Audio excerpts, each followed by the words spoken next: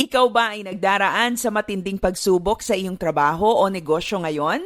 Ang sabi sa James chapter 1 verses 2 to 4, "Consider it all joy when you encounter various trials, knowing that the testing of your faith produces endurance. And let endurance have its perfect result, so that you may be perfect and complete, lacking in nothing." Mahirap man magsaya kapag mayroon kang problema, pero pwede ka pa ring maging joyful kahit may pinagdaraanan ka. Remember this, difficult times can be the best of times. Magandang araw, ako si Maloy Malibiran sa Lumbides para sa Pro Tips, partner mo sa inspiradong trabaho at negosyong umaasenso. Hard times can be the best of times if we have the right response and attitude.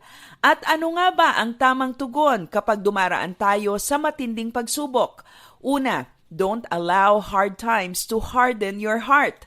Hayaan mong patatagin at patibayin ng pagsubok ang iyong character.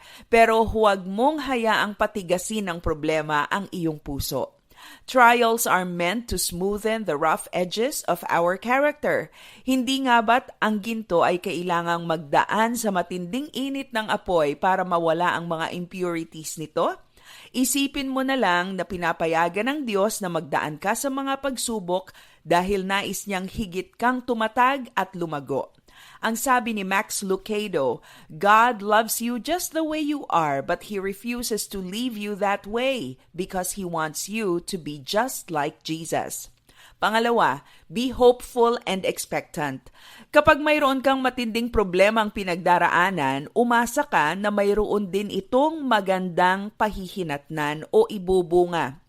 There's always a rainbow after the rain. Pagkatapos ng bagyo, mayroon mang ilang puno na maaaring nabuwal, pero pansinin mo kung gaanong kaganda ang kulay ng mga dahon ng mga halaman kapag ang mga ito'y nadiligan.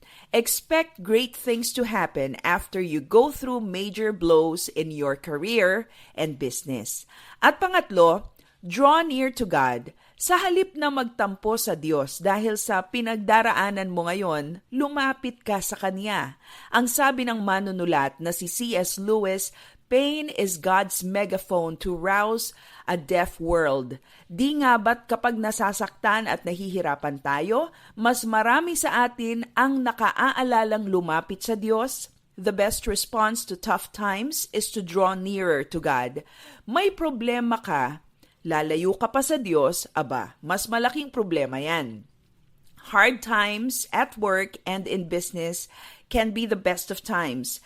Have the right heart and attitude. Maintain a humble heart, draw near to God, and continue to be hopeful and expectant. Para sa Pro Tips, ako si Maloy Malibiran sa Lumbides. Be a blessing in the workplace today.